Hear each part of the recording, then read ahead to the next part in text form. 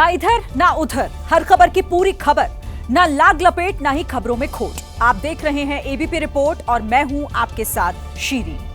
शुरुआत आज की 4 बड़ी खबरों के साथ करेंगे जो हम आपको इस बुलेटिन में आगे दिखाने वाले हैं। पहली खबर युद्ध की। युद्ध के 8वें दिन इजरायल ने ईरान के कई शहरों पर अटैक किया। जवाब में ईरान ने इजरायल के बीरशेबा पर दागी है मिसाइल। दोनों मुल्कों में भारी तबाही देखी जा रही है। दूसरी खबर बिहार से, जहां सीवान पहुंचे पीएम मोदी ने लालू प्रसाद यादव पर बाबा साहेब अंबेडकर के अपमान का आरोप लगाया। तेजस्वी बोले पीएम के पास कहने को कुछ नहीं बचा। तीसरी खबर यूपी से, मुख्यमंत्री योगी आदित्यनाथ ने आजमगढ़ में पूर्वांचल एक्सप्रेसवे लिंक का उद्घाटन किया है। इशारों में उन्होंने अखिलेश और शिवपाल यादव पर वसूली वाला तंज भी कसा है। और चौथी खबर मौसम की। बारिश और बाढ़ की वजह से देश के कई राज्यों में हालात बेहद खराब हैं। बिहार के कई जिले बाढ़ की चपेट में हैं, तो वहीं शिवपुरी में तेज धार में बही ट्रैक्टर ट्रॉली। सभी खबरों पर विस्तार से बात होगी और अब खबरें विस्तार से देख लेते हैं और बात करेंगे आसमान से बरसती आफत भरी बूंदों की। मध्य प्रदेश में मॉनसून ने इस वक्त अभी दस्तक तो वैसे नहीं दी है, लेकिन बारिश ने वहां पर कहर बरपाना अभी से शुरू कर दिया है। नदी नाले सब उफान पर हैं और इस बीच शिवपुरी में बाढ़ में डूबे एक पुल को पार करते वक्त एक ट्रैक्टर तेज धार में बहता चला गया। ये हादसा तब हुआ जब पानी के तेज बहाव के बावजूद ड्राइवर ने ट्रैक्टर ट्रॉली को पानी में उतार दिया। कुछ दूर तक तो ट्रैक्टर ठीक से गया, लेकिन जैसे ही तेज बहाव के बीच पहुंचा, ड्राइवर संतुलन खो बैठा और देखते ही देखते ट्रैक्टर पानी में समा गया, जबकि ट्रॉली वहीं खड़ी रही।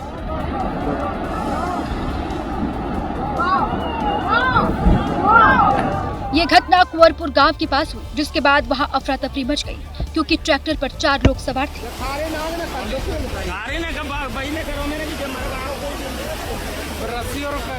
बताया गया कि गांव वालों ने तेजी दिखाते हुए रस्सी की मदद से सभी लोगों को पानी से बाहर निकाल लिया। इधर पश्चिम बंगाल का हाल भी मध्य प्रदेश से अलग नहीं दिख रहा। कई जिलों में सड़कें और गलियां पानी में डूबी हुई दिखाई दी। लोगों का कहीं आना जाना दूभर हो गया है। बारिश की मार की परेशान करने वाली तस्वीरें बंगाल के बांकुड़ा से सामने आई, जहां एक कार नहर के तेज बहाव में फंस गई। इसकी जानकारी मिलते ही वहां लोगों की भीड़ जमा हो गई और लोगों ने कार को पानी से बाहर निकालने का काम शुरू किया। इसके लिए सबसे पहले एक ट्रैक्टर को मंगवाया गया और फिर रस्सी के एक छोर को ट्रैक्टर और दूसरे छोर को कार से बांधा गया। बाद में ट्रैक्टर की मदद से कार को पानी से बाहर निकाला गया। वहीं बर्दवान में बाढ़ बारिश के बीच हैरान करने वाली एक तस्वीर सामने आई। वहाँ दामोदर नदी का जलस्तर अचानक बढ़ने से रेत से लदे करीब 15 ट्रक नदी में डूब गए। पश्चिम बंगाल का सिर्फ बांकुड़ा नहीं बल्कि दूसरे जिलों में भी इस वक्त लगातार बारिश जो लोगों के लिए मुसीबत बन गई है। हुगली जिले में आरामबाग के कई इलाकों में पानी भर गया है। सामने आई तस्वीरों में गांव का गांव पानी में डूबा नजर आया। लोगों के घरों में पानी घुस गया, जिससे उनका वहां रहना मुश्किल हो गया। जल भराव होने से लोग अपने घरों को छोड़कर सड़कों पर चले गए और वहीं तंबू लगाकर रहने को मजबूर हो गए। वहीं पश्चिम मेदिनीपुर में भी भारी बारिश के बाद हालात बिगड़ गए। शिलाबत्ती नदी का बांध टूटने से चंद्रकोना के कई इलाकों में पानी भर गया। ड्रोन से ली गई तस्वीरों में हर तरफ पानी ही पानी दिखाई दिया। नदी का जलस्तर इतना बढ़ गया कि पुल के ऊपर से पानी बहने लगा। मध्य प्रदेश के कई जिलों में भारी बारिश के बाद बदहाली का आलम है। मुरैना में तो इतनी बारिश हुई कि लोगों के दुकानों और घरों तक में पानी घुस गया है। यहाँ तक कि मुरैना के पोरसा स्थित अस्पताल भी पानी से लबालब भर गया। बताया गया कि कुछ देर की बारिश के बाद सड़क किनारे बना नाला ओवरफ्लो होकर बहने लगा और उसका गंदा पानी अस्पताल परिसर में घुस गया। कई वार्ड में तो 1-1 फीट तक पानी जमा हो गया। पूरा हॉस्पिटल पानी से भरा हुआ, गंदगी का पार नहीं है। अस्पताल में पानी भरने से मरीजों की परेशानी काफी बढ़ गई। हालात ये हो गए कि पानी के बीच एक ही बेड पर मरीज और उनके साथ आए परिजन बैठे दिखाई दिए। ऐसे गंभीर रूप से बीमार लोगों में संक्रमण फैलने का खतरा और बढ़ गया। मध्य प्रदेश के सिंगरौली में पिछले 2 दिनों से जारी बारिश के बाद नदी नालों का जलस्तर काफी बढ़ गया और पानी सड़कों पर बहने लगा। हालात यहां ये हो गए कि सड़कों पर 2 से 3 फीट तक पानी जमा हो गया, जिसमें फंसकर कई गाड़ियां वहीं बंद हो गई। इसके बावजूद लोग जोखिम उठाने से बाज नहीं आए। एक शख्स ने अपनी बाइक पानी में उतार दी। हालांकि सड़क किनारे कुछ लोगों ने उसे ऐसा करने से रोका, जिसके बाद वो बाइक लेकर पीछे हट गया। अरे जानना है भैया। भारी बारिश के बाद नदियों का जलस्तर इतना बढ़ गया कि पुल भी जलमग्न हो गए। इस बीच कुछ बच्चे पानी के बीच में स्कूल जाते दिखाई दिए। मध्य प्रदेश के रतलाम में बारिश के बाद होने वाला कीचड़ लोगों के लिए मुसीबत बना हुआ है। लोगों ने सड़क निर्माण में हो रही देरी पर नाराजगी जताई और प्रशासन के खिलाफ मोर्चा खोल दिया। भ्रष्टाचार बंद करो, बंद करो, बंद करो, ठेकेदार मनमानी बंद करो, बंद करो। और प्रशासन तक अपनी बात पहुंचाने के लिए अनूठा प्रदर्शन किया। इसके लिए कुछ लोग सड़क पर पानी भरे गड्ढों में बैठ गए और प्रशासन के खिलाफ नारेबाजी शुरू कर दी। नगर निगम अपनी मनमानी बंद करो, बंद करो, बंद करो। लोगों का आरोप है कि कस्तूरबा नगर इलाके में सड़क निर्माण में हो रही देरी से उनकी परेशानी बढ़ गई है। गड्ढों की वजह से अक्सर हादसे होते हैं। लोगों ने इसकी कई बार शिकायत भी की, लेकिन जब सुनवाई नहीं हुई तो लोगों ने अपने तरीके से इसका विरोध शुरू कर दिया। इधर झारखंड के जमशेदपुर में भी लगातार बारिश हो रही है और लोगों के जनजीवन पर इसका असर पड़ रहा है। भारी बारिश के बाद स्वर्णरेखा और खरकाई नदियां खतरे के निशान के ऊपर बह रही हैं। जबकि शहर की कई कॉलोनियों में पानी भर गया। सामने आई तस्वीरों में पार्किंग में खड़ी कई गाड़ियां पानी में डूबी नजर आई। कॉलोनी में रह रहे लोगों का बाहर निकलना मुश्किल हो गया। एक शख्स कमर तक पानी में जाता हुआ दिखाई दिया। वहीं नदियों का जल स्तर बढ़ने के बाद किनारे वाली बस्तियों को खाली करवा लिया गया और उन्हें सुरक्षित जगहों पर भेज दिया गया, जबकि कुछ लोग अपना घर बार छोड़कर सड़कों पर आ गए और वहीं तंबू लगाकर रहने लगे। महाराष्ट्र के पालघर में तेज आंधी के साथ भारी बारिश हुई। बारिश की वजह से सैकड़ों पेड़ गिर गए। वहीं तेज आंधी की वजह से बिजली का खंभा भी गिर गया, जिसका वीडियो भी सामने आया। इस वीडियो में बिजली का खंभा गिरता नजर आया। वहां आंधी इतनी तेज थी कि ये खंभा बीच सड़क पर ही गिर गया। अच्छी बात ये रही कि वहां कोई मौजूद नहीं था, जिससे बड़ा हादसा टल गया। वहीं वसई में हुई भारी बारिश और हाई टाइड के चलते भुई गांव बीच पर सैकड़ों पेड़ गिर गए। पालघर ही नहीं बल्कि महाराष्ट्र के कई जिलों में बारिश आफत बनकर बरस रही है।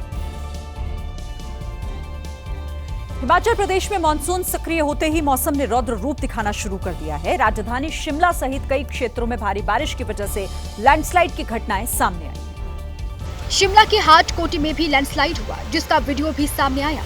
इस वीडियो में पहाड़ से मलबा गिरता नजर आया। अचानक सड़क पर इतना मलबा आ गया कि वहां से आवाजाही पूरी तरह ठप हो गई। सड़क के दोनों ओर जो गाड़ियां जहां थी वहीं रुक गई। लैंडस्लाइड होने से वहां से आने जाने वालों को भारी परेशानी हुई। वहीं कुल्लू में भी पहाड़ का मलबा सड़कों पर आ गया, जिसके बाद सड़क को बंद कर दिया गया।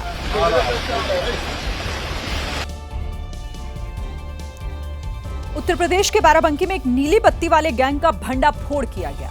तलाशी के दौरान इस गैंग के पास से बरामद सामान को देखकर पुलिस हैरान रह गई। पूछताछ में आरोपियों ने लूट के नीली बत्ती मॉडल का खुलासा किया।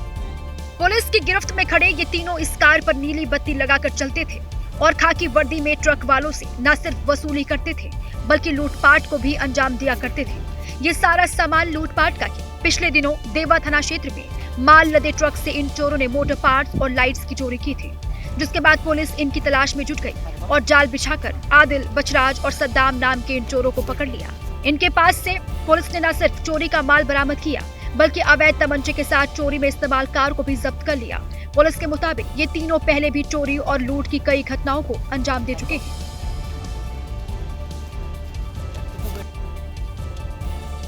ऑपरेशन सिंदूर के दौरान हुए युद्ध विराम को लेकर जारी सियासी संग्राम के बीच सीज फायर पर एक बड़ा खुलासा हुआ है।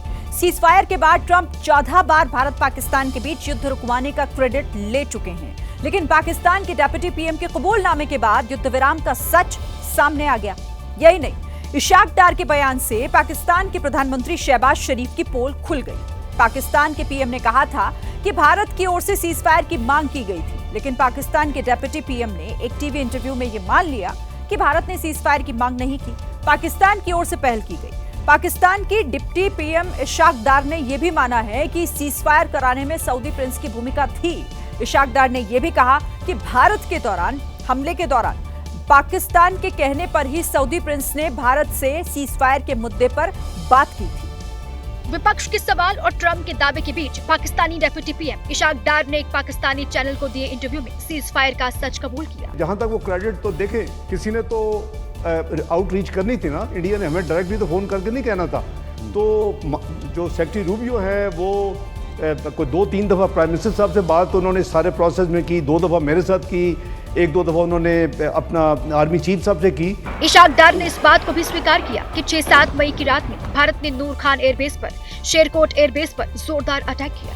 उनकी फिर एक बदकिस्मती मैं कहूँगा इंडिया की कि उन्होंने 2:30 बजे फिर वही हरकत कर दी कि जी नूर खान एयरबेस पे, शोरकोट एयरबेस पे, 2 एयरपोर्ट्स पे उन्होंने फिर अटैक किए उसी रात को, 6 और 7 की दरमियानी रात को। वो उन्होंने जो कोशिश की तो उसके बाद बाय द वे उसके बाद विद इन 45 मिनट्स मुझे सऊदी प्रिंस फैसल साहब का फ़ोन आया और उन्होंने मुझे वही बात की कि am I authorised to talk to Jaishankar also and convey के you are ready there they stop. I say yes. इस इंटरव्यू में पाकिस्तान के डेप्यूटी पीएम इशाक डार ने सऊदी के प्रिंस से हुई बातचीत के बारे में विस्तार से बताया और कहा कि पाकिस्तान के कहने पर ही सऊदी के प्रिंस से भारत से आगे की बात की। यही नहीं, जंग रोकने के लिए पाकिस्तान ने अमेरिका, सऊदी अरब, कतर जैसे देशों से कूटनीतिक सहायता मांगी थी। पाकिस्तान का पूरा फोकस भारत के आक्रमण से बचना था।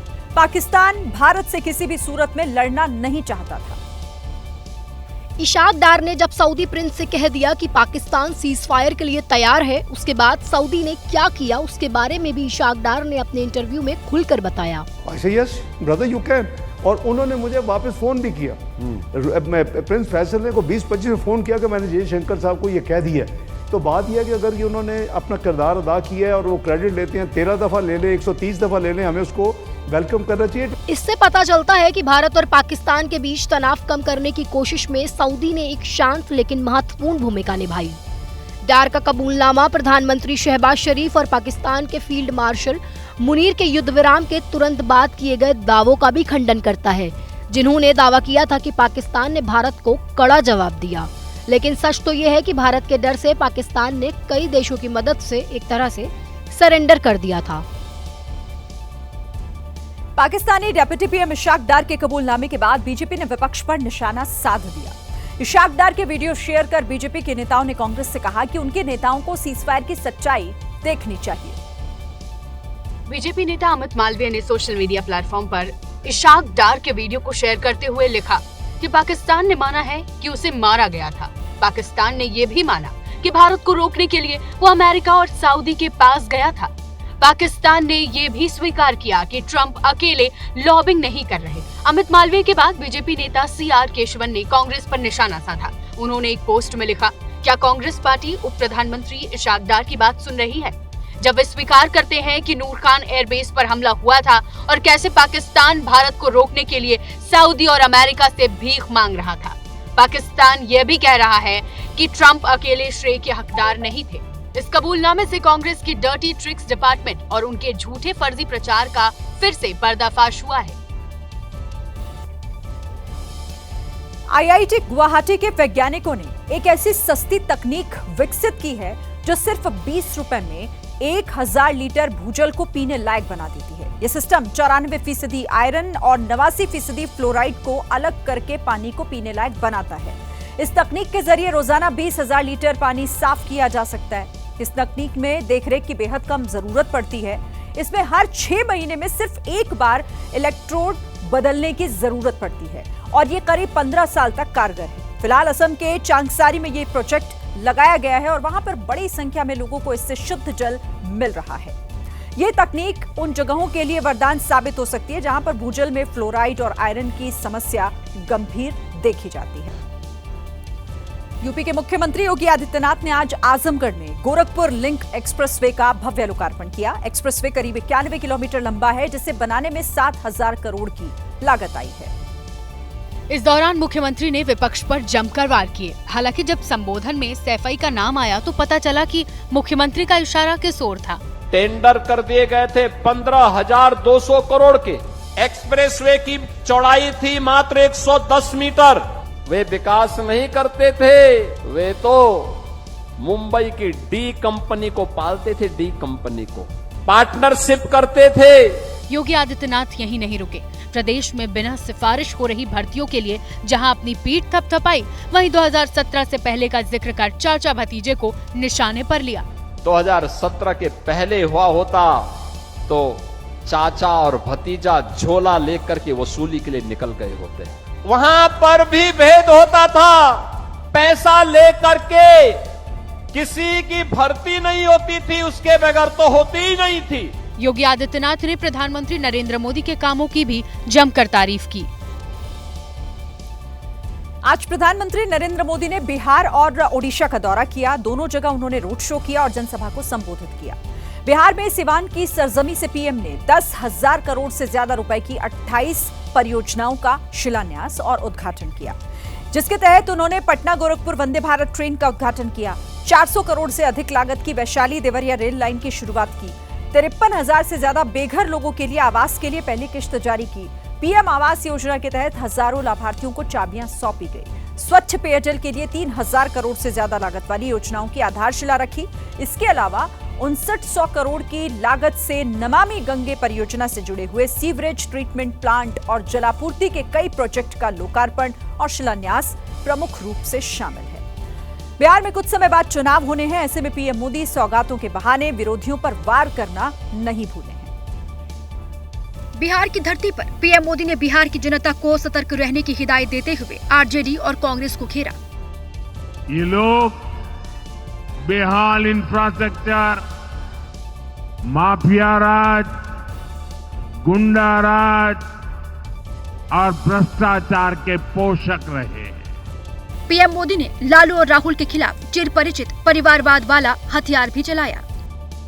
लेकिन लालटेन और पंजे वाले कहते हैं परिवार का साथ, परिवार का विकास। हम कहते हैं सबका साथ, सबका विकास। बिहार में जीत के लिए दलित और महादलित वोट बेहद निर्णायक है। ऐसे में बाबा साहब के अपमान का मुद्दा उठाकर भी उन्होंने कांग्रेस और आरजेडी पर जुबानी बाण चलाए। आरजेडी और कांग्रेस बाबा साहब आम्बेडकर की तस्वीर को पैरों में रखती है, जबकि मोदी बाबा साहब आम्बेडकर को अपने दिल में रखता है। पीएम मोदी की रैली के बाद तेजस्वी यादव ने पीएम मोदी के जुबानी वार पर पलटवार किया। उन्होंने दावा किया कि इस बार बिहार में आरजेडी सरकार बनाएगी। प्रधानमंत्री जी आज सिवान आए थे, उनके भाषण में कोई कंटेंट नहीं था। घिसा पिटा बात बोल करके गए और टेलीप्रॉम्प्टर को में पढ़ करके गए। बिना टेलीप्रॉम्प्टर के तो प्रधानमंत्री बोल ही नहीं पाएंगे। लंबे समय तक यूपीएससी की तैयारी के बाद भी मेरिट में जगह पाने से चूके प्रतिभाशाली युवाओं के लिए एक अच्छी खबर आई है। ऐसे युवाओं के लिए यूपीएससी दूसरे क्षेत्रों में नौकरी दिलाने में मदद करेगा। इसी मकसद से यूपीएससी ने प्रतिभा सेतु पोर्टल लॉन्च किया है। इस पोर्टल के जरिए मंत्रालय सार्वजनिक उपक्रम और प्राइवेट कंपनियों को ऐसे उम्मीदवारों की जानकारी शेयर करेगा जो परीक्षा के सभी चरणों से गुजरने के बाद मेरिट से चूक गए। ऐसे 10,000 से ज्यादा उम्मीदवारों का डेटा पोर्टल पर है, जिसमें कंपनी और संस्थान उम्मीदवार का पूरा डेटा, उसकी पूरी जानकारी चेक कर पाएगी। कंपनियां और संगठन उन्हें शॉर्टलिस्ट कर नियुक्त कर सकती हैं।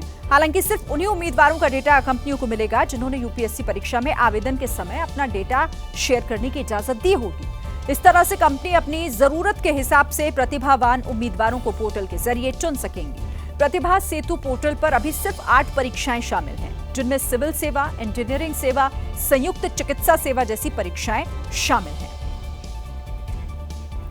बिहार में एनडीए के मुख्यमंत्री चेहरे को लेकर एक बार फिर से सस्पेंस गहरा गया है। एक अखबार को दिए इंटरव्यू में केंद्रीय गृह मंत्री अमित शाह ने कहा कि ये तो समय ही बताएगा कि बिहार का अगला सीएम कौन होगा। हालांकि उन्होंने ये साफ किया कि बिहार चुनाव नीतीश कुमार के मुख्यमंत्री रहते ही लड़ा जाएगा।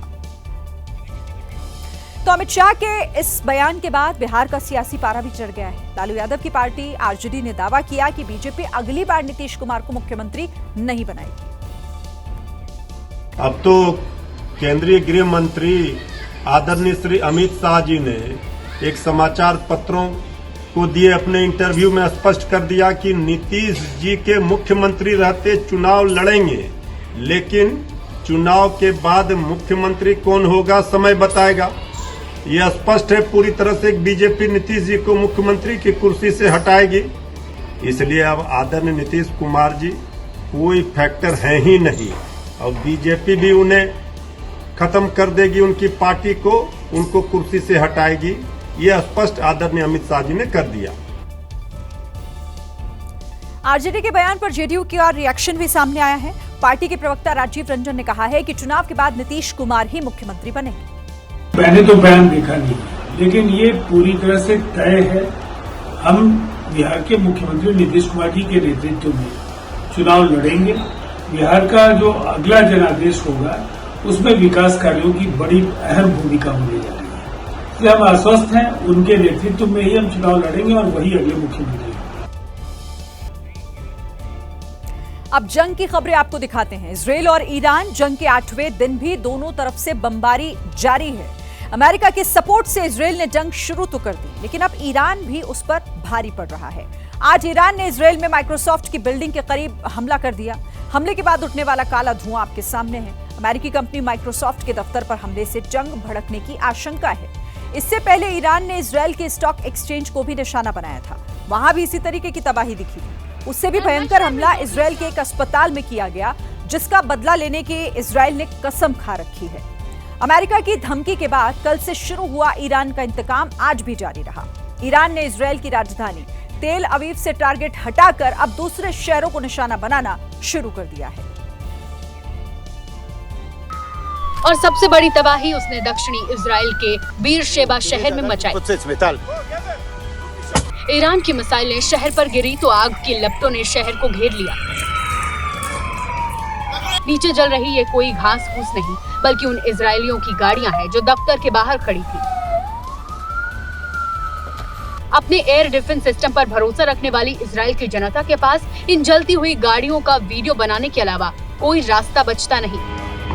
एक दूसरे बिल्डिंग की छत से लिए गए इस वीडियो में कई गाड़ियां एक साथ जलती हुई नजर आईं। मिसाइल हमले के बाद लोगों के आलीशान घर भी तहस नहस हो गए। अच्छी लाइफस्टाइल के साथ जिंदगी जीने वाले इजरायली लोग जंग की विभीषिका झेलने को मजबूर हैं। इजरायली अधिकारियों के मुताबिक कल ईरान की तरफ से भेजी गई सिर्फ 65% मिसाइलों को ही इजरायल ने रोका। बाकी की मिसाइलों की तबाही आपके सामने है। आर पार की लड़ाई में ईरान ने एक ऐसा हथियार निकाल लिया है जो दुनिया में बैन है। ईरान ने पहली बार इस जंग में क्लस्टर बॉम्ब का इस्तेमाल किया। ये बॉम्ब अंधाधुंध हमले के लिए जाना जाता है। ईरान ने इजरायल की ओर इस घातक बॉम्ब से अटैक किया। क्लस्टर बॉम्ब अपने साथ कई छोटे छोटे विस्फोटक लेकर चलते हैं। हवा में ही उस बम के अंदर से जो विस्फोटक निकलते हैं और एक बड़े इलाके को तबाह कर दिया जाता है।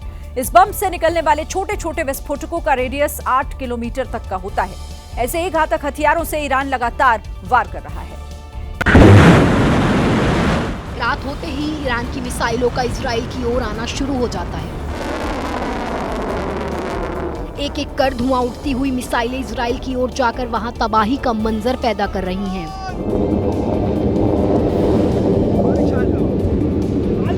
अमेरिकी धमकी के बाद ईरान के बढ़ते हुए हमलों ने इजराइल के लोगों के मन में भी खौफ पैदा कर दिया है। इजरायलियों ने जान बचाने के लिए खुद को मेट्रो स्टेशन में छिपा कर रखा है। हम चिंता के कारण और रात में बजने वाले सायरन के कारण सो नहीं पा रहे हैं। हर बार शेल्टर होम्स की ओर भागना बहुत डरावना है। इजराइल के प्रधानमंत्री भले ही ईरान को मिट्टी में मिलाने की बात कर रहे हों, लेकिन तबाही के निशान देखने गए नेतन्याहू पीछे से आई एक आवाज से ऐसे चौंके मानो हर वक्त उन्हें भी दुश्मन के हमले का डर सता रहा हो।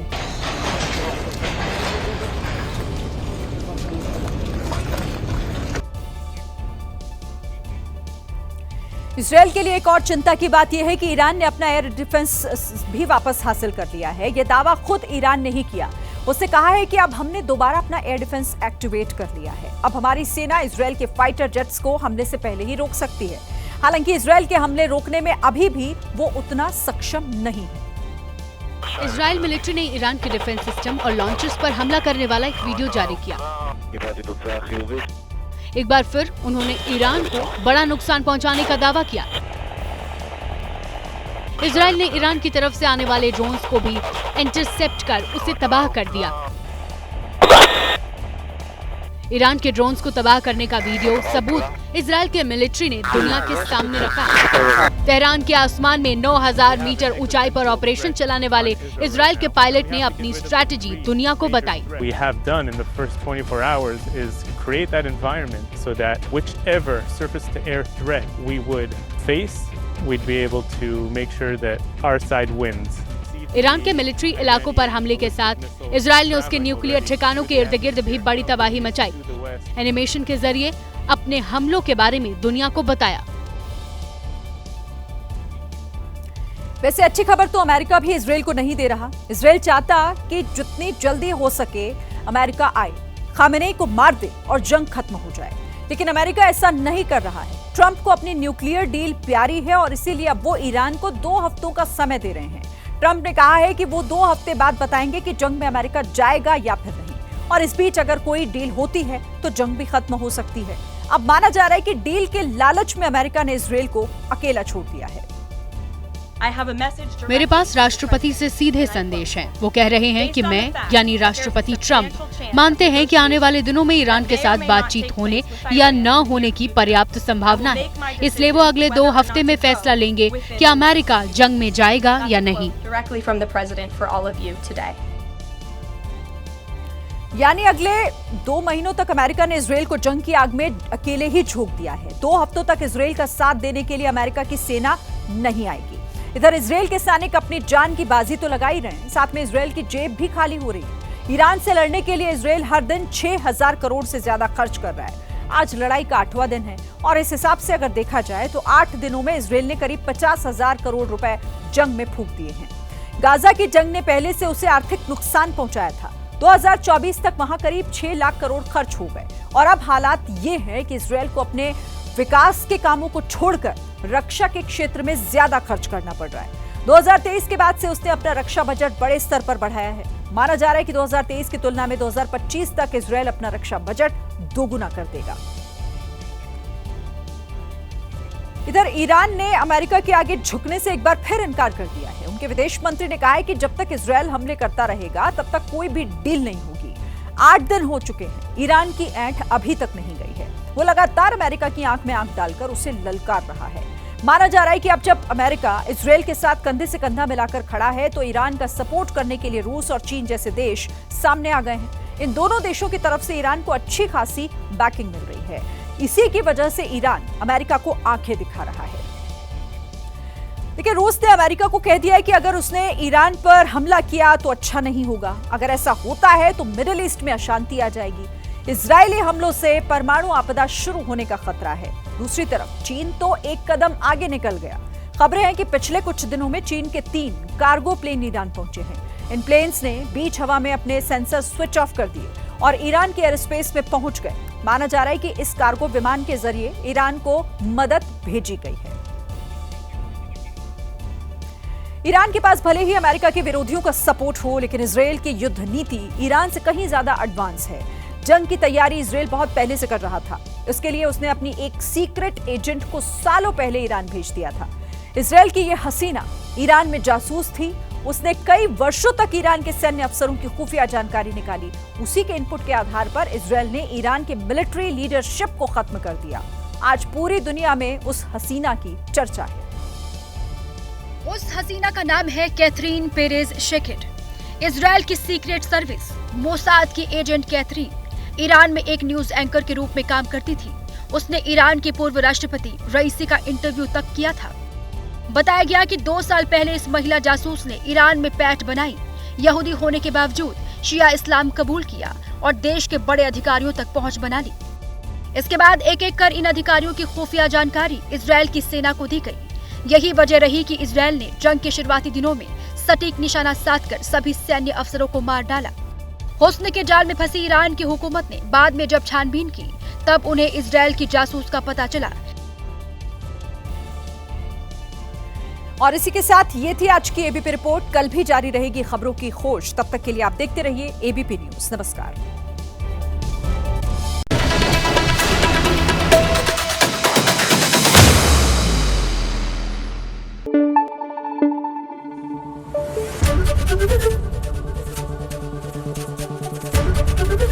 एबीपी न्यूज आपको रखे आगे।